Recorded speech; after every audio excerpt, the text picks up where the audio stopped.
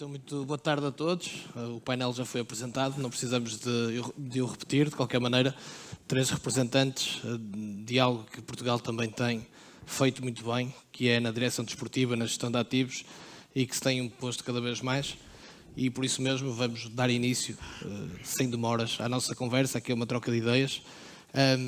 E eu trago aqui para a mesa algo que eu falava recentemente com o diretor desportivo português também, que está a fazer uma excelente carreira, Mário Branco, e trocamos umas ideias há cerca de 2 semanas, e ele lamentava o facto de, na opinião dele, ainda em Portugal, ainda existirem alguns dogmas em relação a esta função, direção desportiva, gestor de ativos, que ainda sente algumas, digamos, reticências e renitências e obstáculos.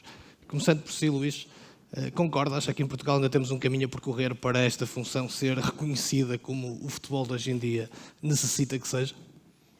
Antes de mais, boa tarde a todos. Agradeço o convite da parte da organização. Estar aqui ao lado de brilhantes colegas e perante uma audiência desta qualidade. Respondendo à sua questão, eu penso que não é uma questão somente portuguesa, é uma questão mundial, que é natural que se coloque. Há países que vão um pouco mais à frente, há outros que vão mais atrás. Eu penso que não foi há muito tempo que, com a globalização, se começou a perceber da importância dos 2 fenómenos que vão muito ligados, que a área desportiva e a área económica. Digamos que quando a área económica está muito forte, se trabalharmos bem, podemos ser muito fortes desportivamente.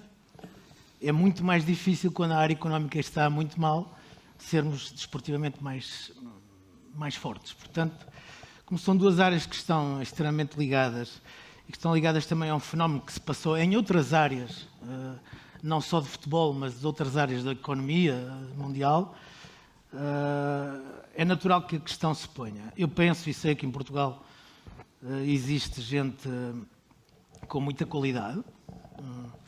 Eu penso que está feito um trabalho em crescimento, como foi feito com os treinadores, que hoje são, digamos assim, dos grandes embaixadores também do futebol português. Não só, antigamente eram mais os jogadores, hoje também temos os treinadores, e penso que no futuro também poderemos ter mais diretores esportivos portugueses a trabalhar fora e a fazer bem também o seu trabalho em Portugal.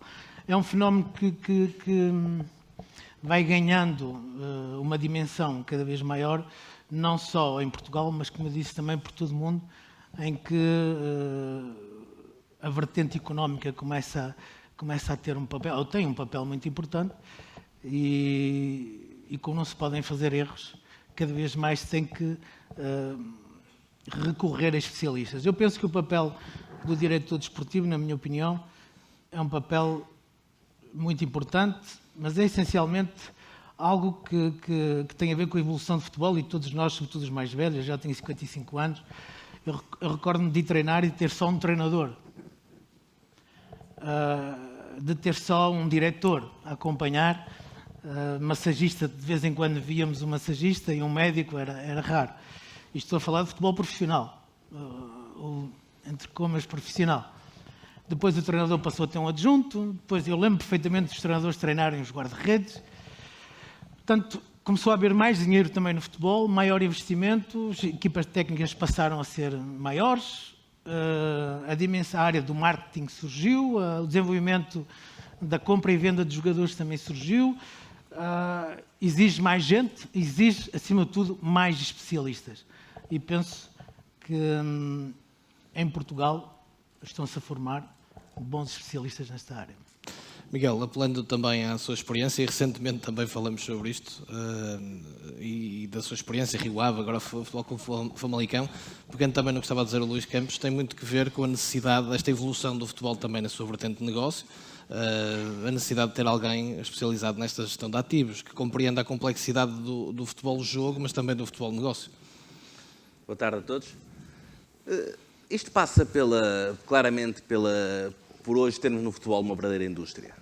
E o que hoje, e o grande desafio que temos hoje, quando temos um diretor desportivo, um diretor comercial, um diretor de marketing, acho que mais do que um capricho ou mais do que uma solução profissional para cada um, é claramente um desafio dentro de uma indústria.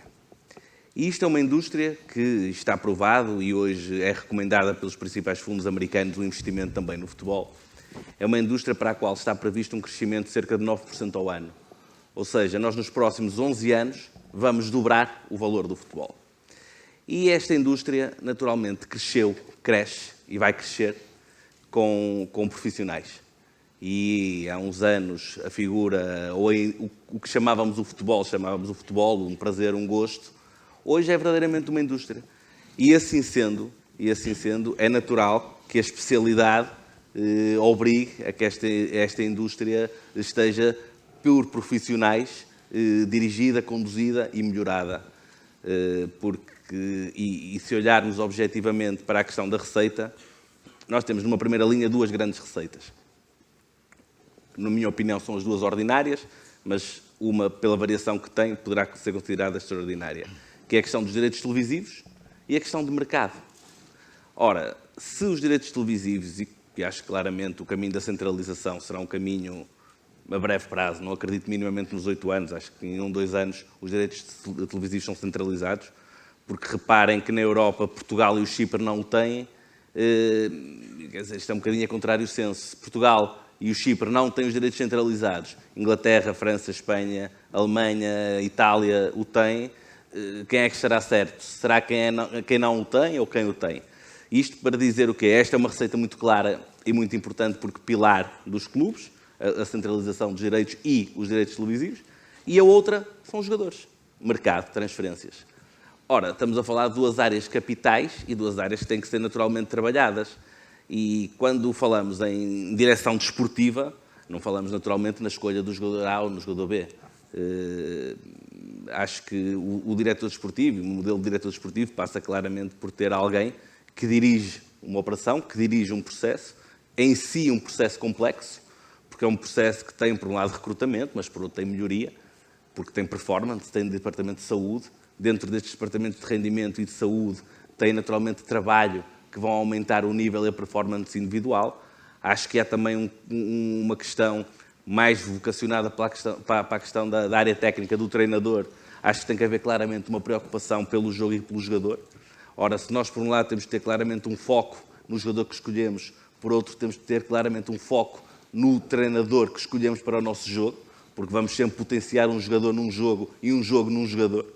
E nós, principalmente em Portugal, pela característica que temos de vender bem, porque em Portugal se calhar perde-se um bocadinho de tempo com os clubes, com o jogador, em 2 minutos contrata-se qualquer jogador, porque a diferença salarial é tão grande que nós somos um clube, somos um país apelativo. Repare, mesmo que se compre caro em Portugal, se abrirmos numa escala de 4 ou 5 anos de contrato, a operação tornar-se-á barata.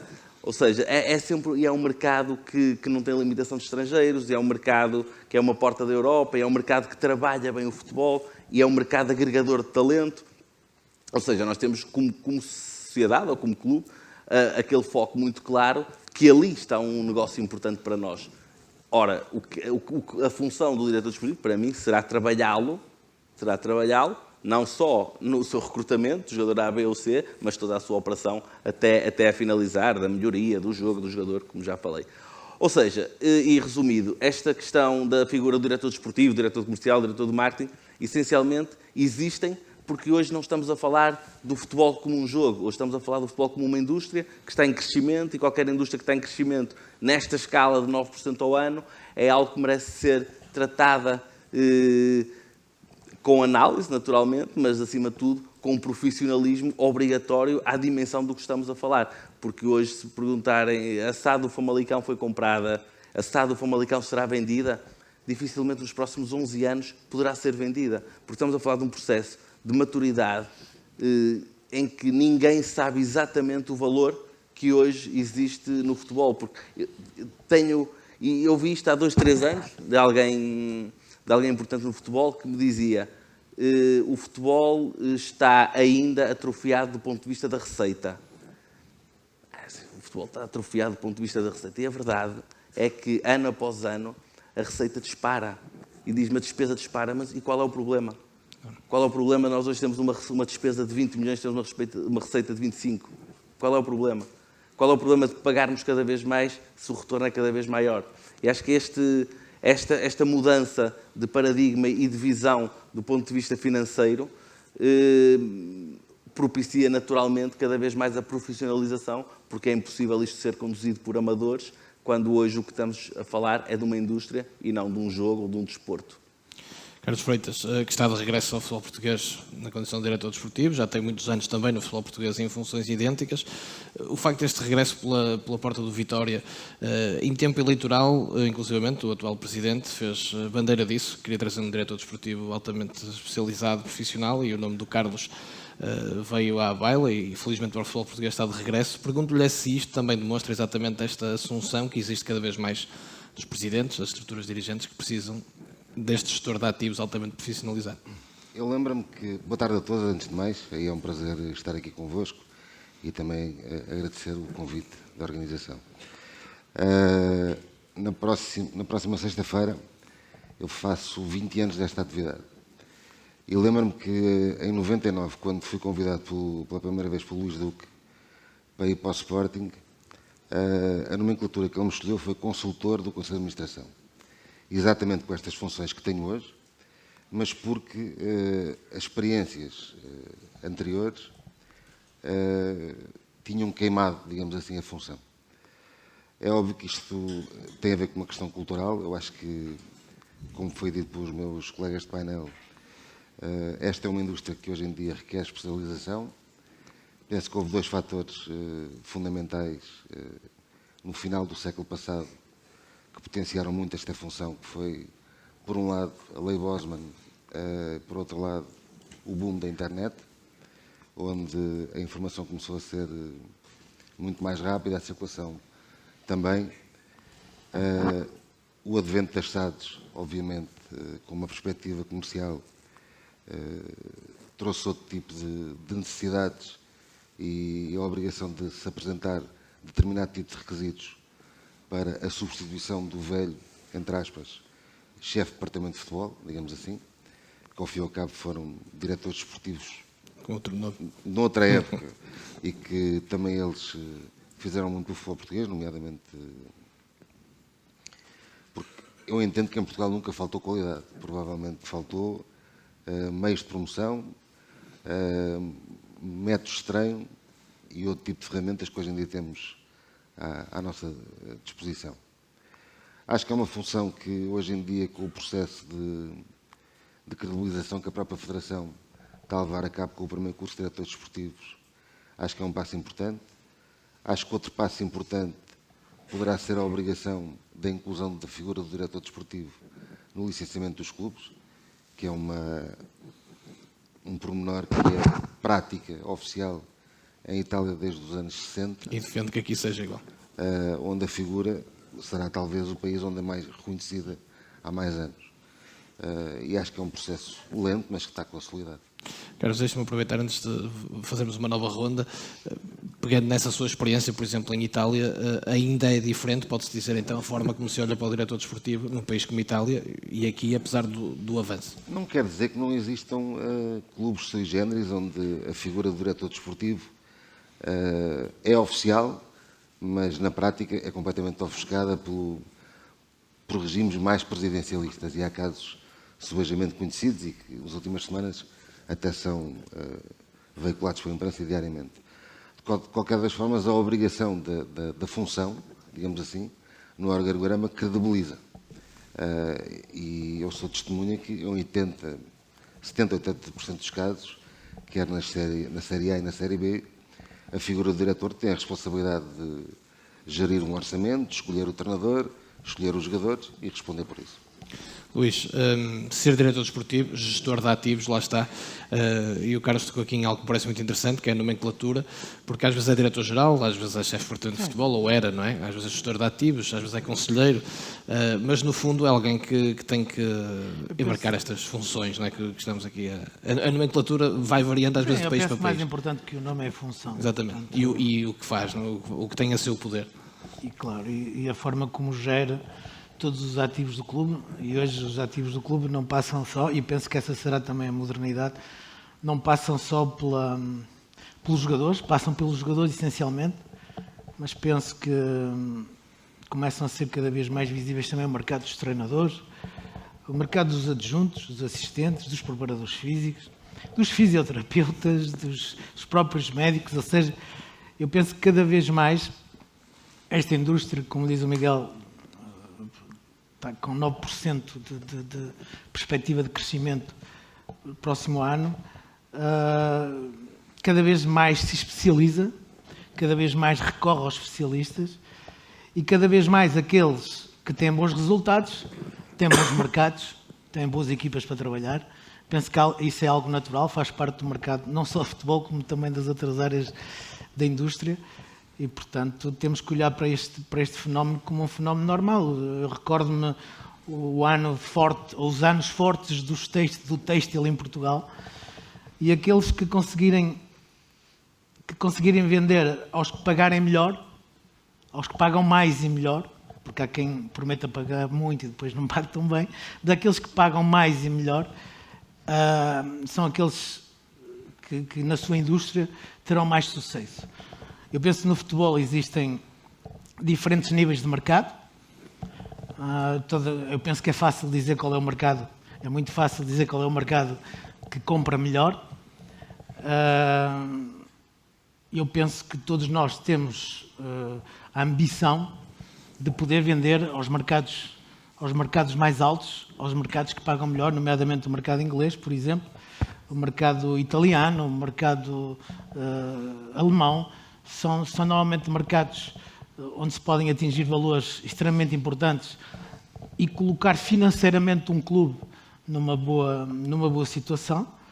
Eu penso que é nossa obrigação, aqueles que trabalhamos com qualquer nomenclatura, mas nesta função, de ajudar o clube a criar as mais-valias, a parte económica, ajudá-la a fazê-la crescer e a que o clube possa não só sobreviver, mas sobretudo melhorar, porque eu acho que há uma grande diferença entre sobreviver e saber viver.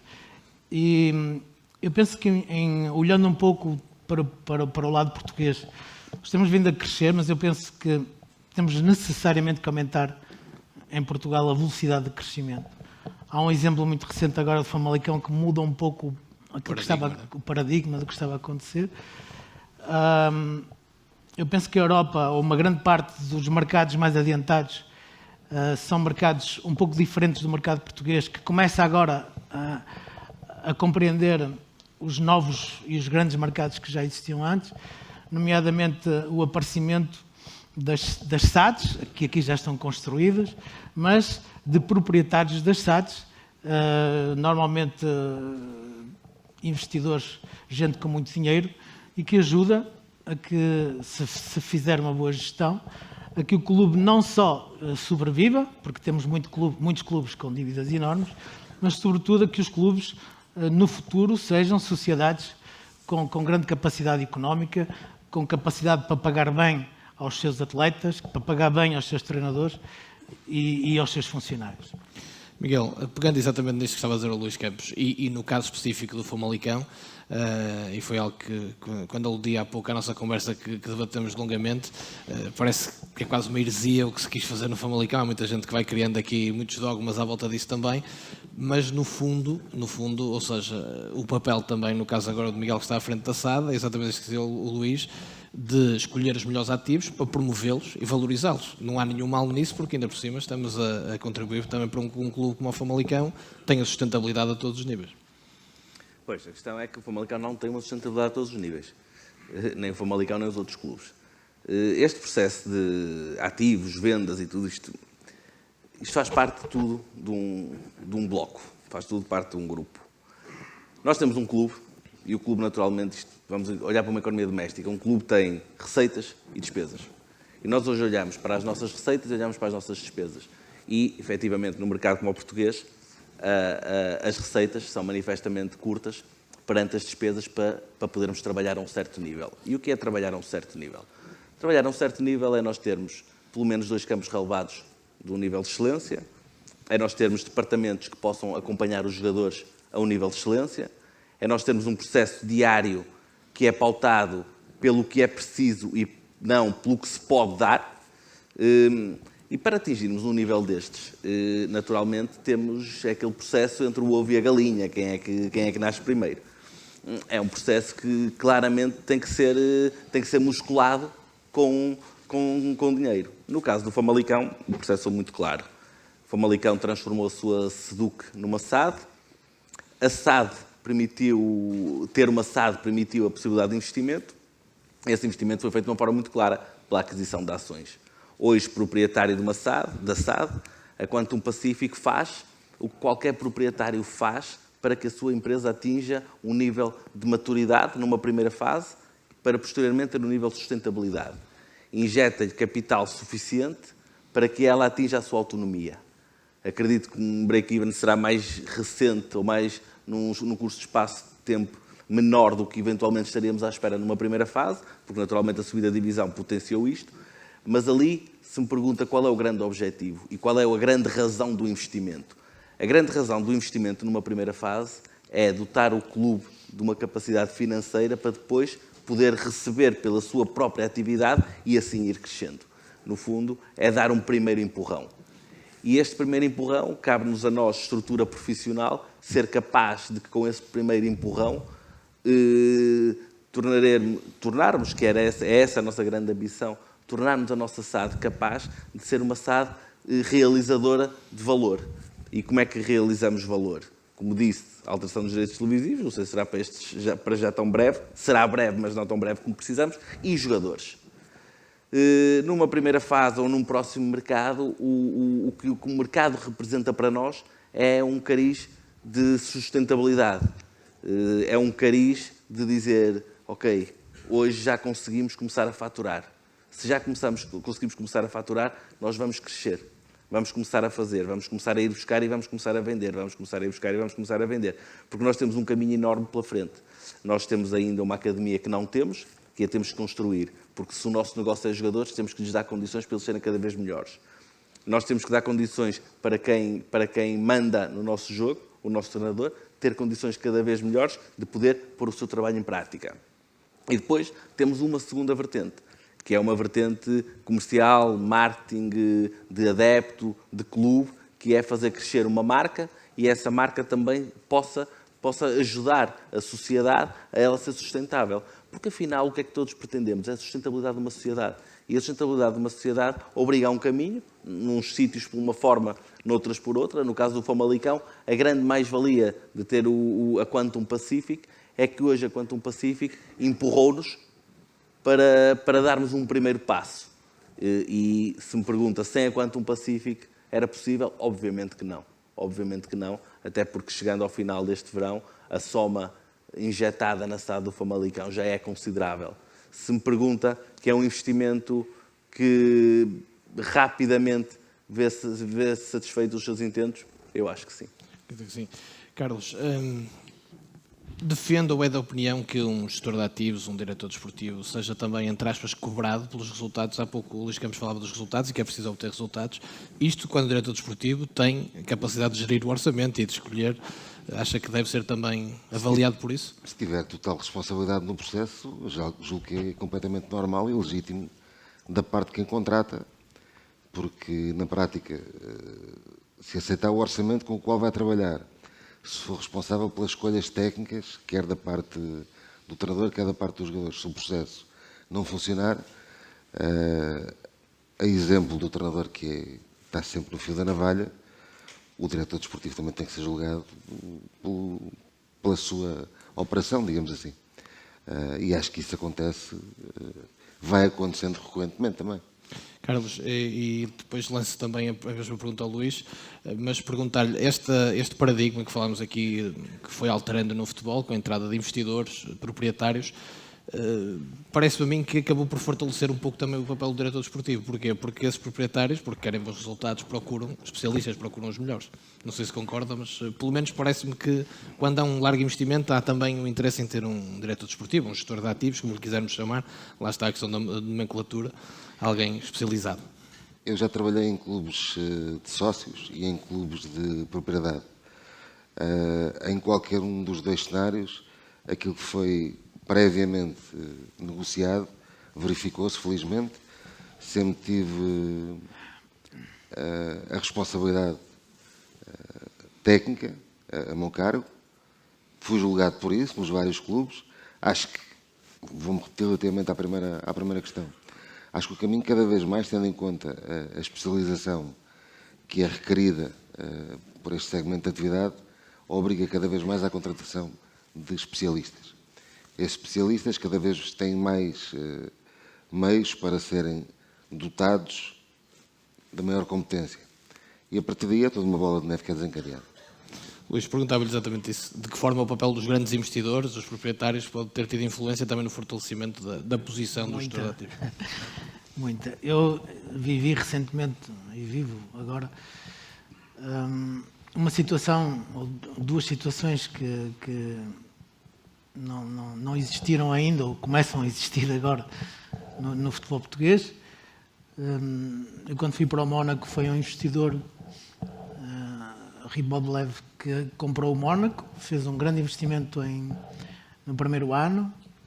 A equipa faz a subida de divisão. Logo no primeiro ano ele manteve o investimento altíssimo, nomeadamente com a entrada de 3 jogadores do Futebol Clube do Porto, a célebre entrada do Falcão, João Moutinho e o Rames Rodrigues. Eu entro nesse momento. No ano seguinte surgiram, de uma forma perfeitamente natural, os primeiros problemas com o fair play financeiro. Portanto, a UEFA não nos deixava continuar, ou não deixava continuar. Eu penso que esta história é boa de contar e é um bom exemplo. A UEFA não nos deixava continuar, e isso seria um trabalho muito mais facilitado, o presidente Riboblev continuar a meter, ou colocar todos os anos 100 milhões, 150 milhões em compras no clube. Então a UEFA obrigou-nos a pensar no fair play financeiro. E eu recordo-me, no dia 18 de agosto, eu estava com o Leonardo Jardim, que tinha escolhido para ser o meu treinador nesse projeto. Eu estava com o Leonardo Jardim e tivemos uma reunião em que foi dito que não podemos investir nem mais €1 na equipa, e nós estávamos à espera de alguns jogadores para chegar nessa altura. A solução encontrada foi uma solução que, à partida, se pode considerar fácil, mas que foi baseada muito, na minha opinião, num excelente trabalho de scouting.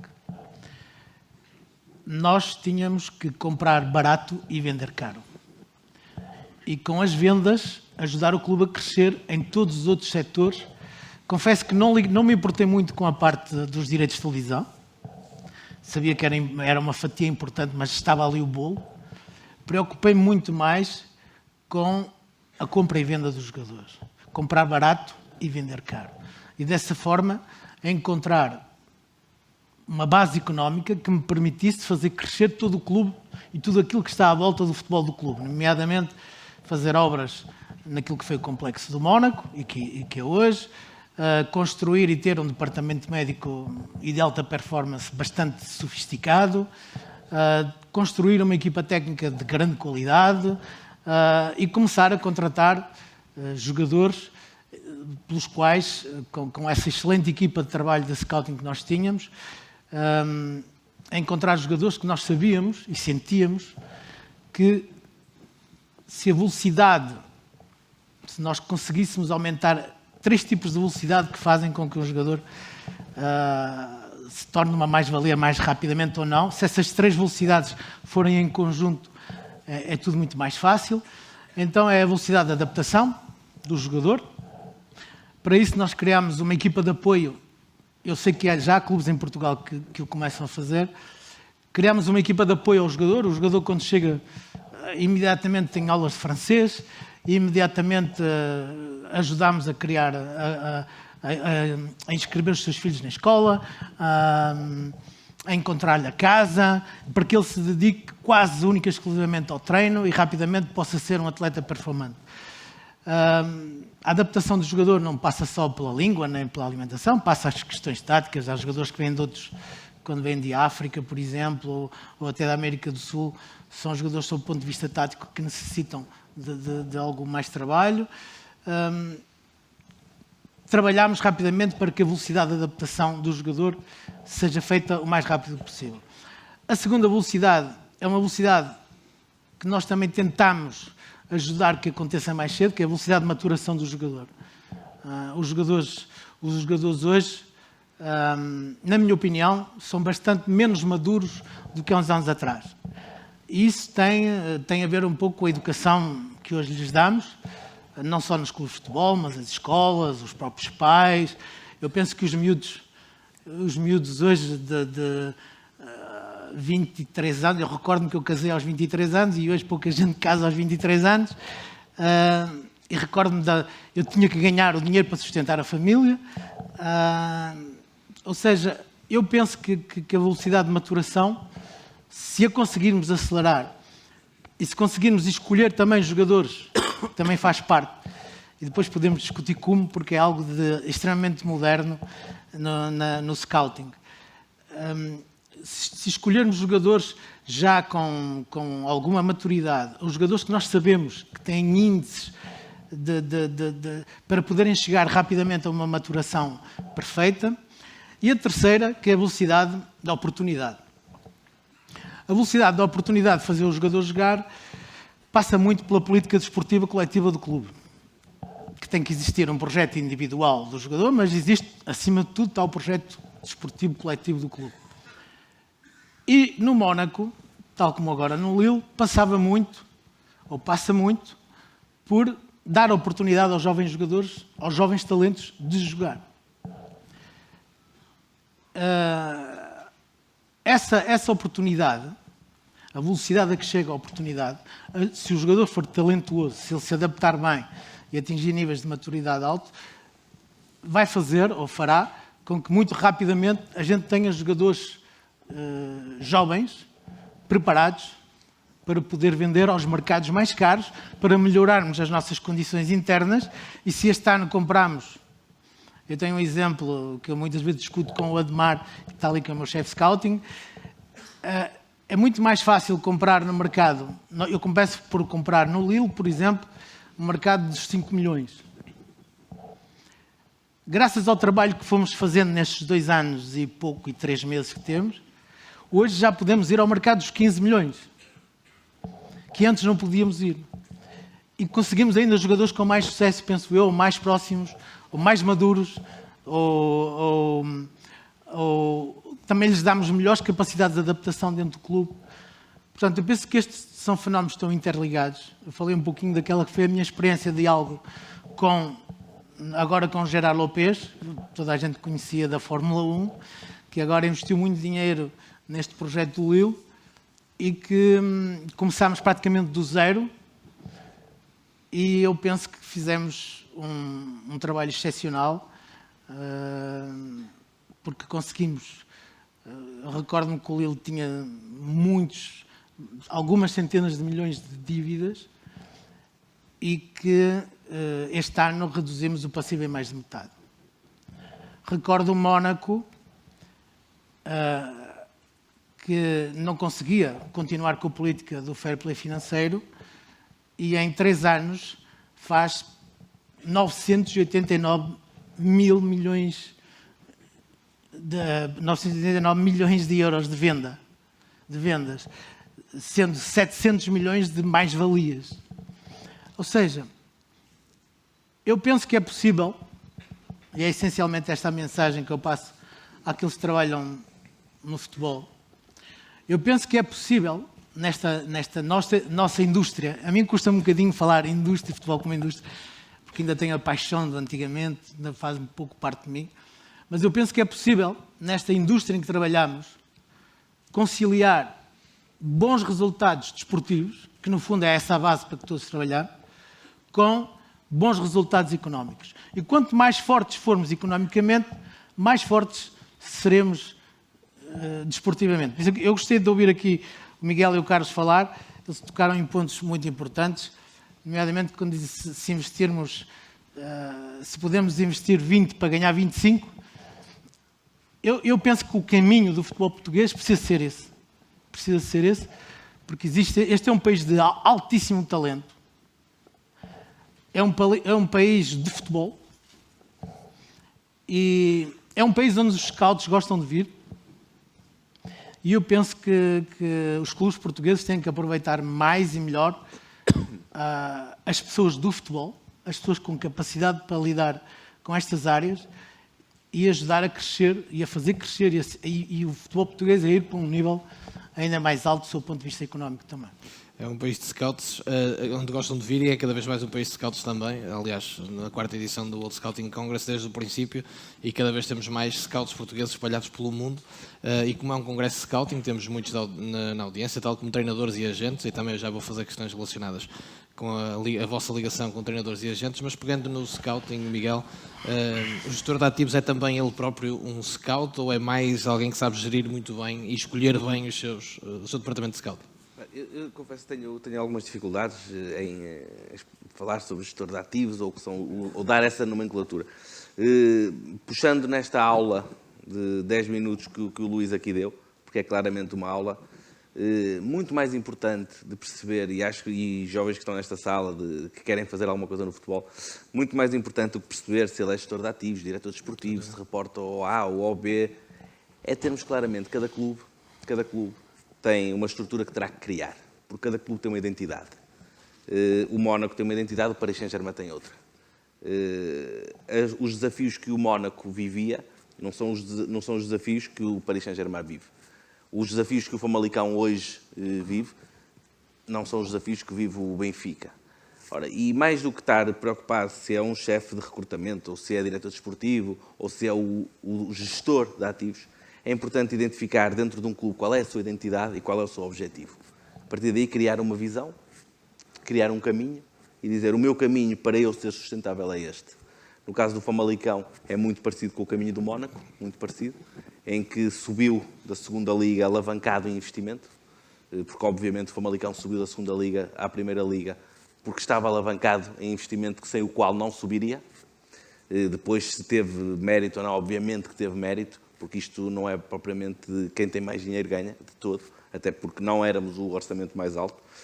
Mas mais do que computar isto num valor, acho que é importante computar isto numa visão e computar isto na criação de uma identidade. E, em cima disso, preparar uma estrutura de um clube para o que é verdadeiramente o nosso objetivo. Ora, se o nosso objetivo hoje passa por trabalhar e operar no mercado de transferências, é óbvio que o foco sobre o jogador terá que ser um foco enorme, de um lastro quase total do clube. Não total, porque um clube não vive só dos jogadores, mas um foco quase total. Numa melhoria, quer do ponto de vista da estrutura, mas também da infraestrutura, em que possamos olhar para um crescimento efetivo e que propicie o crescimento também dos jogadores. Ora, e a partir disto, mais do que olhar para o scouting ou olhar para isto tudo, acho que é importante olhar para um todo, perceber aonde queremos chegar e, a partir de aonde queremos chegar, criar e construir um modelo. Porque, repare, se o objetivo é não crescer, se o objetivo é sobreviver, se o objetivo é olhar para as receitas que naturalmente chegam, televisão, patrocínios, whatever. Se o objetivo é este, se calhar não é preciso investir tanto no jogador, nem tanto no recrutamento, porque, olha, vamos fazer uma equipa com que este ano joga aqui, este ano joga ali, este ano está no Paços, está no Gil, está no Famalicão, vou buscar este, depois vou buscar aquele, e vamos este treinador, e não estamos muito preocupados com o jogo, e de 10 em 10 jogos correr mal, trocamos o treinador, mas a lógica até não é muito clara, porque se um jogador propunha um jogo, o outro propõe outro, mas isso não é importante. O que é importante é nós termos 34 pontos em junho. Ok, há uma estrutura a montar, que é uma estrutura, se calhar, mais direcionada para o adepto, para o sócio, para a política de comunicação ou da instituição ou até do presidente. E depois, há outro clube, por exemplo, o caso do Famalicão. O Famalicão, o objetivo é muito claro, é um clube para mercado, é um clube para operar no mercado. E se me dizem, mas não querem ganhar, é óbvio, porque ninguém opera no mercado em penúltimo lugar. Por isso nós temos claramente que ter um foco de performance, para estar bem classificados, para ter um bom jogo, para ter bons jogadores e para sermos vistos e para vendermos, e para irmos comprar e para vendermos, e para comprarmos e para vendermos, e para mexermos e para andarmos. E aí temos que criar uma estrutura para isto. E aí temos uma identidade muito clara, que é esta a nossa, e é por aqui que nós temos que ir, e é isto que nós temos que fazer, suportar. Se me pergunta, a visão do treinador, a escolha de um treinador, tem alguma coisa a ver com isto? É óbvio que tem. Se nós temos para isto, se nós hoje para isto temos uma equipa em que o nosso meio-campo, os 4 que jogaram, Racic, Assunção, Guga e Pote, têm 20 anos. É porque nós temos claramente um foco ali num jogador daquele perfil de idade. Se nós temos isto, nós temos também no treinador um foco com aquele perfil de jogo. Nós não podemos estar a desafiar, um jogo e não cuidar do cuidador do jogo. Por isso, acho que há aqui uma visão global sobre esta operação e, essencialmente, e a mensagem que deixo aos que estão aqui que ainda não sabem muito bem o que vão fazer a seguir, é olhar para a identidade de onde estão e trabalharem, porque faz pouco sentido olhar para a identidade do Famalicão e se calhar olhar para uma identidade de um outro clube que não vale a pena pôr o nome para não criar nem ferir nenhum tipo de suscetibilidade, para um outro clube que o objetivo ali é, ano após ano, estar ali e ser uma máquina que trucida treinadores e jogadores e treinadores, e o crescimento será muito curto, em que olhamos e o orçamento é sempre igual, 6 milhões, e um ano dá 100 mil euros de lucro e o outro ano dá 100 mil euros de prejuízo, e o relevado está cada vez pior, mas deixando de dar que é verde, e as máquinas não se compram, nem se vai evoluir do ponto de vista de estrutura, porque isso é um capricho, e ir para estágio é outro capricho, e trata-se, às vezes, um crescimento do ponto de vista que terá sempre um reflexo na performance, trata-se no campo do capricho, e acha-se que isto é um mimo, mas isto é absolutamente respeitável, porque nem toda a gente tem que gostar do mesmo caminho, nem toda a gente tem que criar a mesma identidade para os mesmos clubes. Por isso, acho que, essencialmente, e para concluir, a chave disto é perceber para onde queremos ir e a seguir construir um caminho para lá chegar.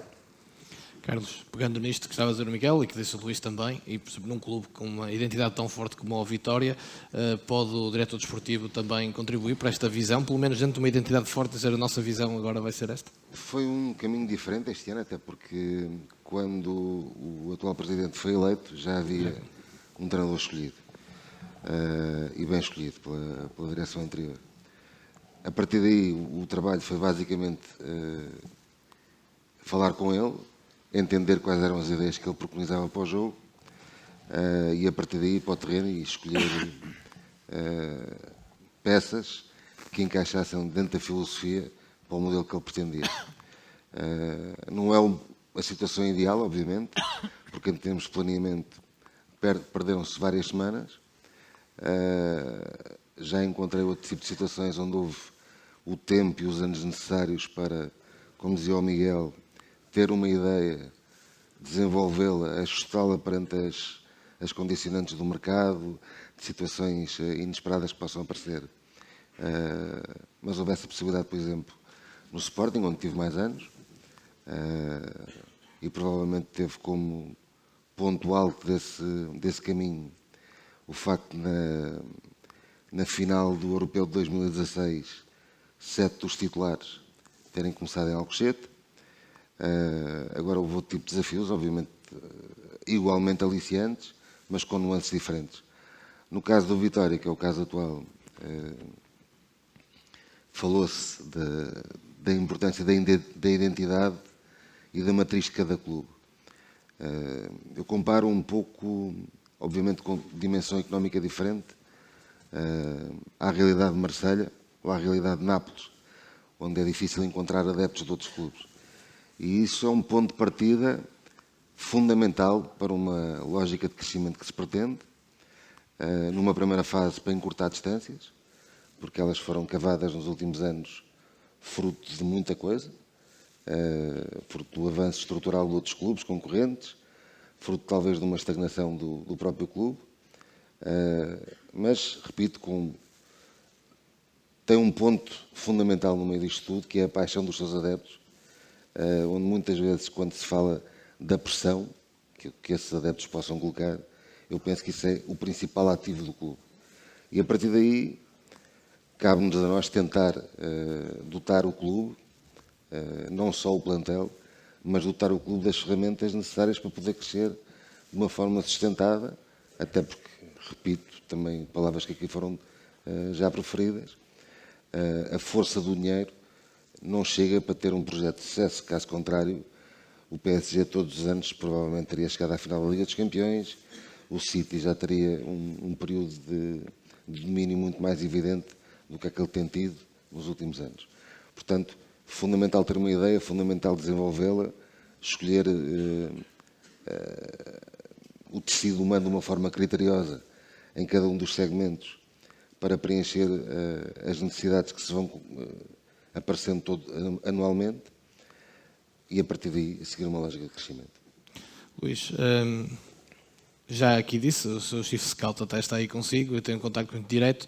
E que peso é que dá no seu trabalho ao treinador nas decisões do que é as contratações? É o que deve ter, até também apelando à sua experiência como treinador antes, no futebol claro, atual. Digo. Muito. Isto é um processo conjunto, é um processo em que todas as pessoas que trabalham no clube têm que entender perfeitamente. Eu recordo-me que no início do Mónaco tive, entre comas, algumas guerras internas para explicar a nova política do Mónaco. No Lille passou-se precisamente a mesma coisa.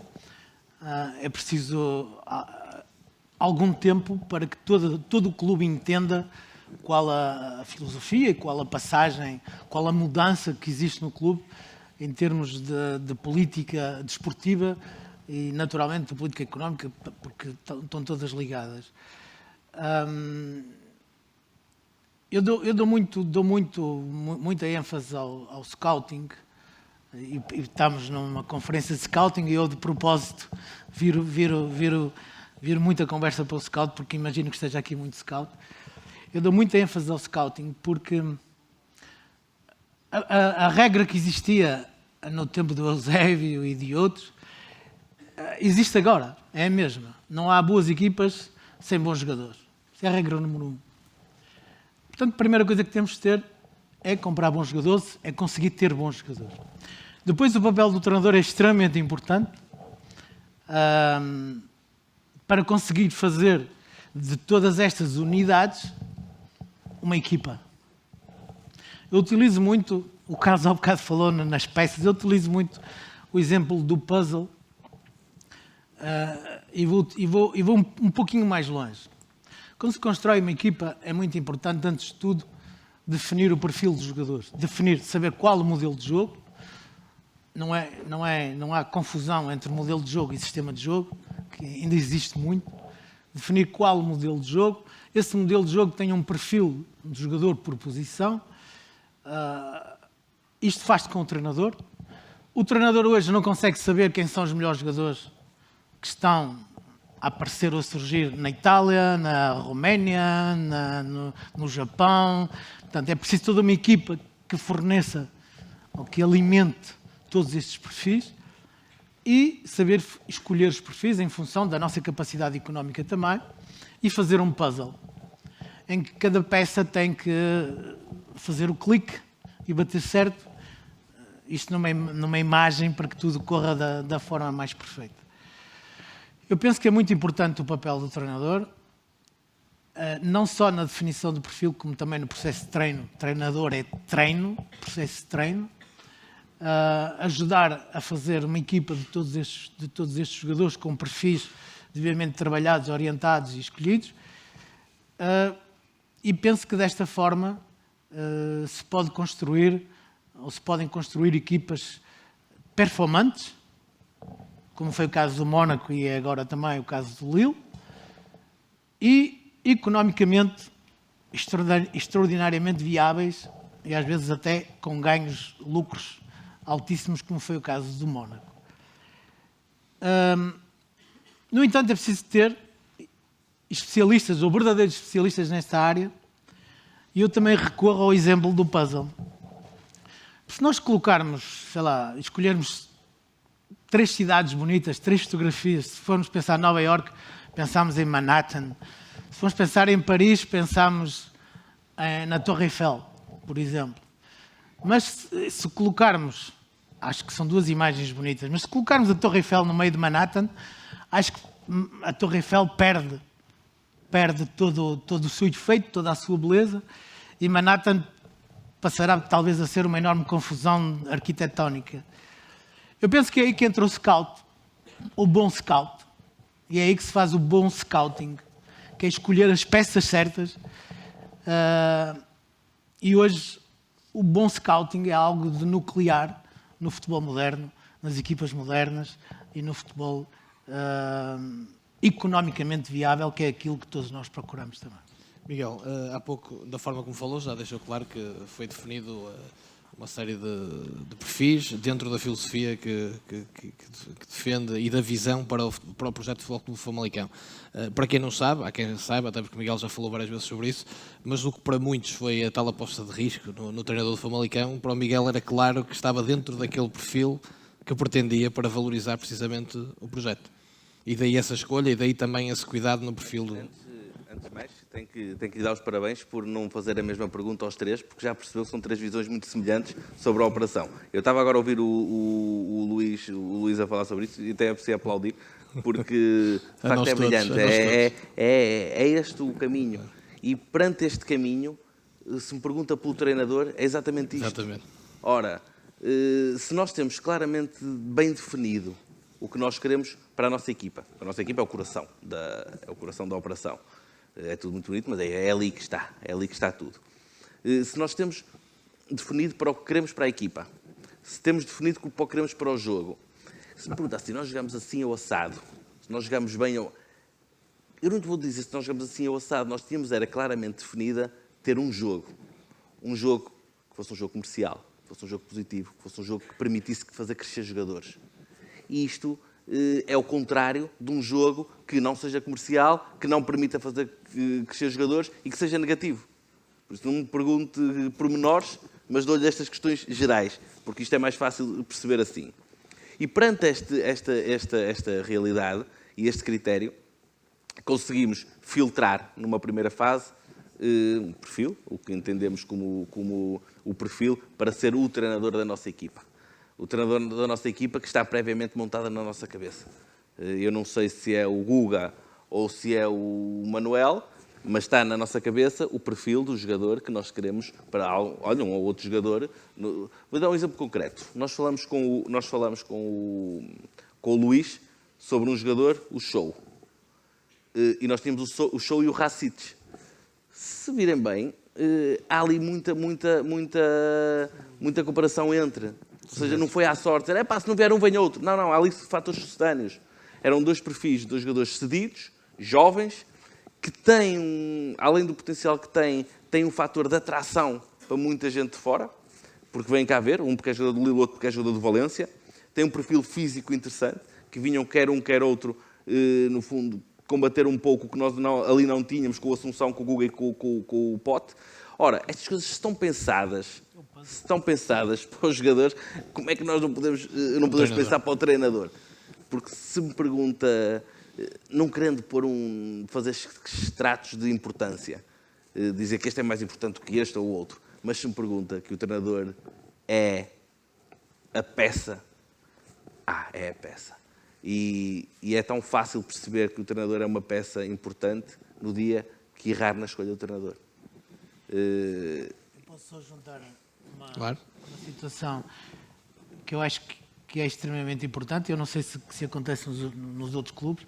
Por exemplo, o meu treinador é obrigado a vir, não a todas, mas a algumas reuniões de scouting, não para saber os nomes, porque ele está preocupado com o jogo do próximo domingo, mas precisamente para falar sobre o perfil dos jogadores a escolher e sobre o seu modelo de jogo. Eu quero um lateral muito ofensivo, porque vou jogar com 3 defesas, sei lá, tudo aquilo que está à volta da função ou do modelo de jogo. É muito importante o treinador se sentir e fazer parte do processo, e eu penso que a melhor forma passa por ele também poder comunicar com a própria equipa de scout. Carlos, pegando na especificidade, nos casos específicos, para podermos também abranger mais temas, já que o disse, chegou ao Vitória, já havia um treinador, mas também pegando o que dizia o Miguel, quando há um treinador escolhido, e já disse bem escolhido, e o Vitória, que é o caso específico que estamos aqui a falar, joga tão bem como joga, ajudou muito a todo o que é o trabalho depois de valorização geral que pretendemos enquanto diretor desportivo. Verdade, mas eu ainda pegava naquilo que eram as ideias, quer do Luís, quer do Miguel, quanto à importância da escolha do treinador. E muitas vezes qual é o processo? Em 2005, quando o Filipe Soares Franco, eu saio em maio de 2005 do Sporting, em desacordo com a administração de então. Entretanto, a administração sai, entra o Filipe Soares Franco e perguntou-me, saiu o Peseiro, qual é o treinador que a gente traz? E eu fiz-lhe uma pergunta prévia. Que meios é que temos? Meios é que temos, são as ideias, os jogadores da academia e aquilo que temos. O treinador é o Paulo Bento, que era o treinador que tinha sido ainda por mim indicado para o Sub-19, e não foi para mim uma aposta no escuro, porque eu conhecia-o como jogador, conhecia o caráter, conhecia as ideias. E a escolha dele teve exatamente esses princípios, ou seja, se a principal fonte de recrutamento possível é a academia, nada melhor do que o vértice do processo de formação, na altura treinador do Sub-19, que interagia com o treinador do Sub-17, para saber qual era a matéria-prima que tínhamos dentro da casa disponível, passível de reforçar a equipa. Assim, tanto assim foi que depois lembro que veio o Veloso do Olivais e Moscavide, o Yannick do Casa Pia. Portanto, a lógica, que na altura pode não ter sido muito bem entendida, mais do que a ausência de meios financeiros, tinha a ver com uma ideia global.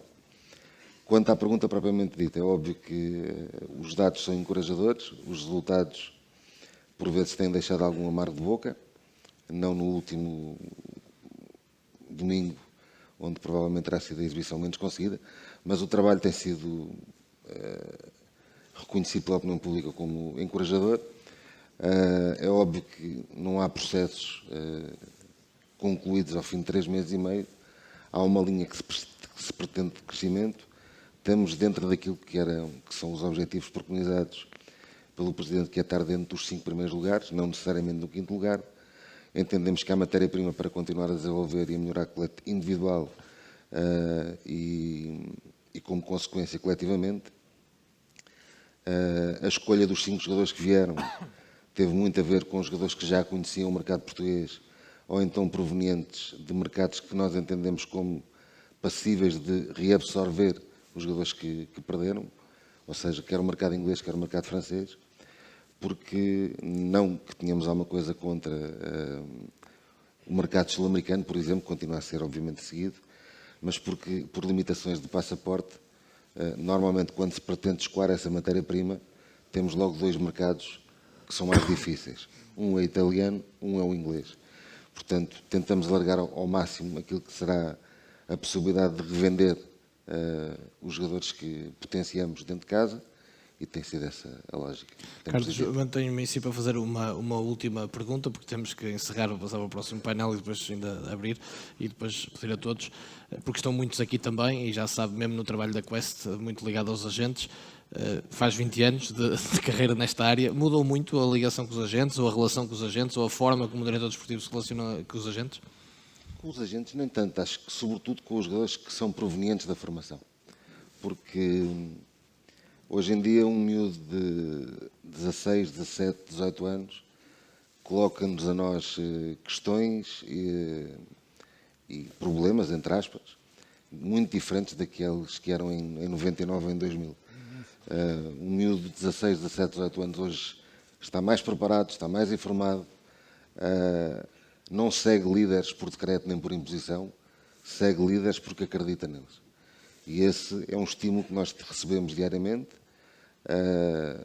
Tenho tido a felicidade de trabalhar em diferentes contextos sociais que também estimulam esse desenvolvimento, mas acho que, sobretudo, este ponto que acabo de focar terá sido daqueles vetores onde permanentemente sinto necessidade de atualização. No caso dos agentes, os agentes são atores deste espetáculo, digamos assim. Muitos deles muito bem preparados em termos de conhecimento, outros nem tanto, mas como alguém dizia no painel anterior, como há bons médicos, maus médicos, há bons e maus agentes. Temos a felicidade de ter o melhor do mundo e outros dos melhores do mundo. Portanto, nada a dizer. Miguel, pegando em algo que também disse recentemente, que recordo, e depois para fecharmos ali também com o Luís Campos, os agentes são, no entanto, muito importantes, e escolher bem os agentes com que se trabalha, chegou-me a dizer isso quando conversamos sobre o caso do Famalicão. Se estamos a falar do mercado, principalmente é aí que entram os agentes, estamos a falar do mercado, é normal que ter uma boa relação com os agentes, com os parceiros, porque acabam por ser nossos parceiros nas operações, é fundamental.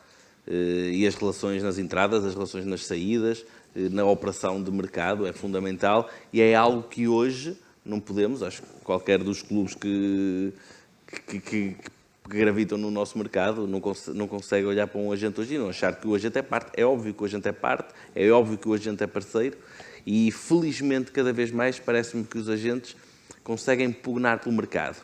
Isto é, cada vez mais ou cada vez menos há uma visão do agente do jogador, mas há cada vez mais uma visão do agente, do jogador, do clube, ou seja, somos todos parte numa atividade que cada um tem o seu papel, naturalmente, mas que é uma atividade que será profícua para todos. Nós não precisamos, e é que o futebol tem esta grande vantagem, nós não precisamos de sair a perder.